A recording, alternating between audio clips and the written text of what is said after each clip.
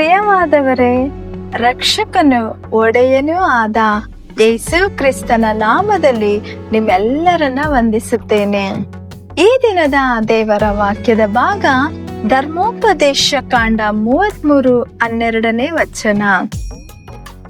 ಬೆನ್ಯಾಮೀನ್ ಕುಲದವರ ವಿಷಯದಲ್ಲಿ ಹೀಗಂದನು, ಯೆಹೋವನು ಇವರ ಬೆಟ್ಟಗಳ ತಪ್ಪಲುಗಳಲ್ಲೇ ವಾಸ ಮಾಡುವನು. ಪ್ರಿಯರೇ, ನಿಮ್ಮ ಎಲ್ಲೆಗಳೊಳಗೆ ದೇವರ ಸನ್ನಿಧಿ, ದೇವರ ಪ್ರೀತಿ ಮತ್ತು ಆತನ ಶಕ್ತಿ, ಕೃಪೆ ಮತ್ತು ಕರುಣೆಗಳು ತುಂಬಿರುತ್ತವೆ. ಕರ್ತನು ನಿಮ್ಮ ಮನೆಯ ಬಾಗಿಲಲ್ಲೇ ನಿಂತಿದ್ದಾರೆ. ದೇವದೂತರು ತಮ್ಮ ಮಹಿಮೆಯಿಂದ ನಿಮ್ಮನ್ನು ತುಂಬಿಸುತ್ತಾರೆ. ನಿಮ್ಮ ಮನಸ್ಸಿನಲ್ಲಿ ತೃಪ್ತಿ, ಸಂತೋಷ ಮತ್ತು ಶಾಂತಿ ನೆಲೆಸಿರುತ್ತದೆ. ನಿಮ್ಮ ಪೌಳಿ ಗೋಡೆಗಳೊಳಗೆ ಶುಭ ಉಂಟಾಗಲಿ, ನಿಮ್ಮ ಅರಮನೆಗಳೊಳಗೆ ಸೌಭಾಗ್ಯವಿರಲಿ ಎಂದು ಕರ್ತನು ಬಯಸುತ್ತಿದ್ದಾನೆ. ಬೇರೆ ಯಾವ ಗೋತ್ರಕ್ಕೂ ಇಲ್ಲದ ವಿಶೇಷ ಆಶೀರ್ವಾದ ಈ ಬೆನ್ಯಾಮೀನನ ಗೋತ್ರಕ್ಕೆ ಬಂದಿತು. ದೇವರು ಈ ಬೆನ್ಯಾಮೀನನ ಮೇರೆಗಳೊಳಗೆ ವಾಸಿಸಲು ಇಷ್ಟಪಟ್ಟು ಅಲ್ಲಿಗೆ ಬಂದನು.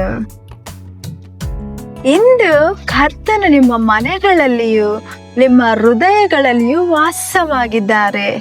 ನೀವೇ ದೇವರ ಆಲಯ, ದೇವರು ವಾಸಿಸುವಂತ ಸ್ಥಾನ. ಕ್ರಿಸ್ತನು ಮಹಿಮೆಯ ನಿರೀಕ್ಷೆಯಾಗಿ ನಿಮ್ಮೊಳಗಡೆ ವಾಸ ಮಾಡುತ್ತಿದ್ದಾರೆ. ಮಹಿಮೆಯ ಆತ್ಮನು ನಿಮ್ಮಲ್ಲಿ ನೆಲೆಸಿದ್ದಾರೆ. ಕರ್ತನು ನಿಮ್ಮ ಮೂಲಕ ತನ್ನ ಮಹಿಮೆಯನ್ನು, ತನ್ನ ಶಕ್ತಿಯನ್ನು ಪ್ರಕಟಿಸುತ್ತಾರೆ. ಆದುದರಿಂದ ನೀವು ಸಂತೋಷವಾಗಿರಿ.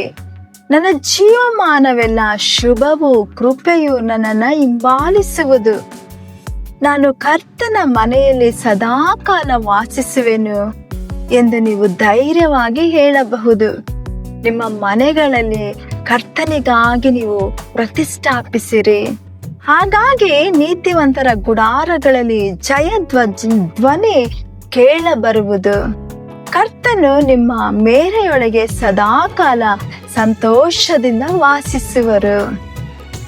ದೇವರು ನಿಮ್ಮ ಹತ್ತಿರವಿರುವುದರಿಂದ ನೀವು ಸುಭದ್ರವಾಗಿ ಶಾಂತಿ ಸಮಾಧಾನದೊಡನೆ ಇರುವಿರಿ. ಹಾಗಾಗುವಂತೆ ದೇವರು ನಿಮ್ಮನ್ನು ಅಧಿಕವಾಗಿ ಆಶೀರ್ವದಿಸಲಿ. ಆಮೇನ್. God bless you.